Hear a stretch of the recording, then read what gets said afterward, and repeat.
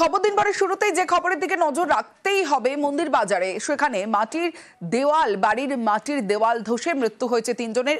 সেই ছবি দেখুন, মাটির দেওয়াল আর সেই দেওয়াল ধসে মৃত্যু হয়েছে তিনজনের। মন্দির বাজারে মাটির দেওয়াল ধসে তিনজনের মৃত্যু, ঘুমন্ত অবস্থায় দেওয়াল চাপা পড়ে মৃত্যু হয়েছে। যেমনটা আমরা জানতে পাচ্ছি, মা ও দুই নাবালিকা মেয়ের মৃত্যু হয়েছে। সরাসরি চলে যাব, আনিসউদ্দিন মোল্লা রয়েছে আমার সঙ্গে, আনিসউদ্দিনের সঙ্গে কথা বলবো।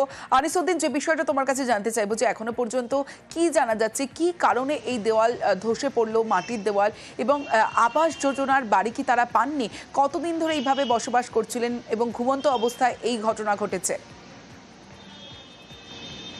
দেখো, অবশ্যই তোমাকে জানিয়ে রাখবো, এই জায়গায় প্রশ্ন উঠছে, তারা কিন্তু আবাস যোজনার বাড়ি এবছর পেয়েছিলেন এবং আবাস যোজনার ঘর তৈরি হচ্ছিল, এমনটা কিন্তু আমরা জানতে পেরেছি। যেটা স্থানীয় সূত্রে জানতে পারি, গতকাল রাতেই বৃহস্পতি কর্মকার, যিনি মন্দিরবাজার থানা এলাকার কামারপাড়ার বাসিন্দা, তার দুই নাবালিকা মেয়েকে নিয়েই কিন্তু বাড়িতে ঘুমাচ্ছিলেন।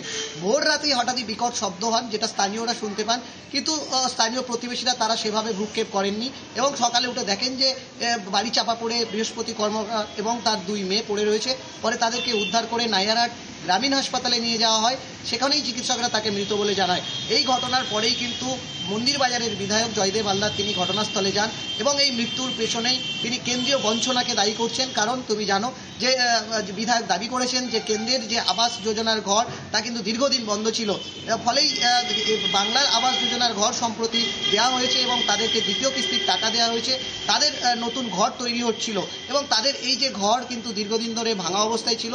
যদি কেন্দ্র তাদের এই টাকা না আটকাতো, এতদিন হয়তো তাদের ঘর হয়ে যেতে পারতো, এমনটাই কিন্তু দাবি করেছেন বিধায়ক। আর আবাস যোজনার ঘর তাদেরকে দেওয়া হয়েছে। অন্যদিকে এই মর্মান্তিক ঘটনায় যেমন শোক প্রকাশ করা হয়েছে বিধায়কের পক্ষ থেকে, তেমন পরিবারের পাশে থাকার আশ্বাস দেওয়া হয়েছে।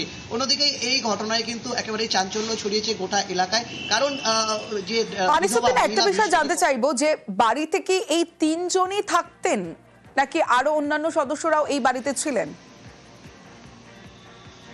দেখো, বৃহস্পতি কর্মকারের দুই মেয়ে এবং এক ছেলে মিষ্টি দোকানে কাজ করতো, সেখানেই ছিলেন এবং দুই মেয়েকে নিয়েই বৃহস্পতি কর্মকার কিন্তু গতকাল রাতেই ছিলেন।